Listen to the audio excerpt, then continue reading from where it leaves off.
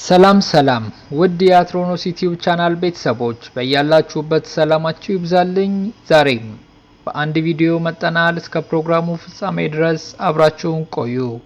ለዛሬ እንግዲህ ይዘንላችሁ የመጣ ነው በመሐላ ድራማ ኮከብ ተዋናይ ከሆኑት መካከል መቴ ወይም ኡራዝ እውነተኛ የህይወት ታሪክ ነው።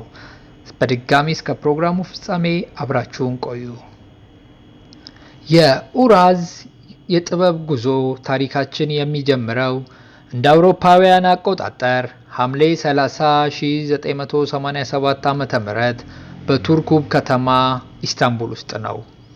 ኡራዝ ገና በወጣትነቱ ለስነ ጥበብና ለፈጠራ ስራ ልዩ ፍቅር የነበረው ሲሆን መጀመሪያ ላይ የተከታተለው የትምህርት መስመር ግን ማስታወቂያና ኮሙኒኬሽን ነበር።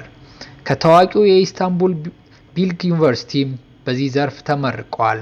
ነገር ግን የልቡ ጥሪ ወደ ማስታወቂያ ቢሮዎች ሳይሆን ወደ ካሜራ ጀርባና ወደ መድረክ ስለነበር እንደ አውሮፓውያን አቆጣጠር በ2008 ዓመተ ምህረት በቴሌቪዥን ድራማዎች ላይ ጥቃቅን ሚናዎችን ማግኘት በመጀመር የረጅም ዘመን የጥበብ ጉዞውን የመጀመሪያ እርምጃ ተራመደ። የኡራዝ ልዩ ተሰጥኦ ሁለገብነቱ ወይም ቨርሳታይሊቲው ሲሆን ብዙ ተዋናዮች በአንድ አይነት ገጸ ባህሪ ታጥረው ሲቀሩ እሱ ግን የፈለገውን ገጸ ባህሪ የመላበስ አስደናቂ ብቃት እንዳለው አሳይቷል።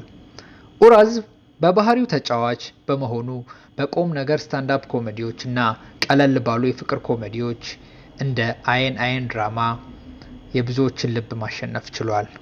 እውነተኛ ዓለም አቀፍ ዝናው የመጣው ደግሞ በሰፍሪን ኬዚ ወይም ደግሞ የአምባሳደሩ ልጅ ድራማ ላይ ጌንዲዝ ኢስኪል የተባለውን ገጸ ባህሪ ሲጫወት ሲሆን እዚያ ላይ ያሳየው ጥልቅ ስሜት፣ ፍቅርና ውስጣዊ ልህ ተመልካቾችን በከፍተኛ ሁኔታ ማረከ።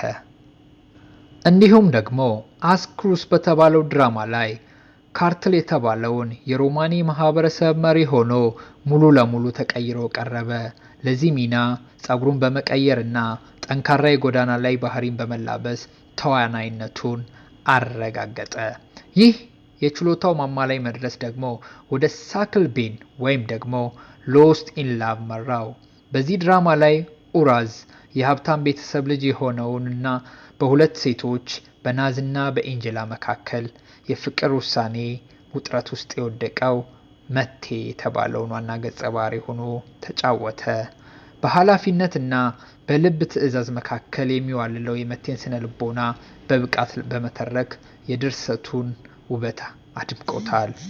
ኡራዝ አሁንም በቱርክ የፊልም ኢንዱስትሪ ውስጥ ተፈላጊነቱ እየጨመረ የመጣ ኮከብ ሲሆን በቅርቡ ደግሞ በኔትፍሊክስ እና በተለያዩ የዲጂታል አማራጮች ላይ እንደ ሰንካሬ ባሉ ስነ ልቦናዊ ድራማዎች እና አዳዲስ የፍቅር ታሪኮች ለምሳሌ በ2026 የወጣው የራቲል ላይ በዋና ተዋናይነት ስራዎቹን በመቀጠል ላይ ይገኛል።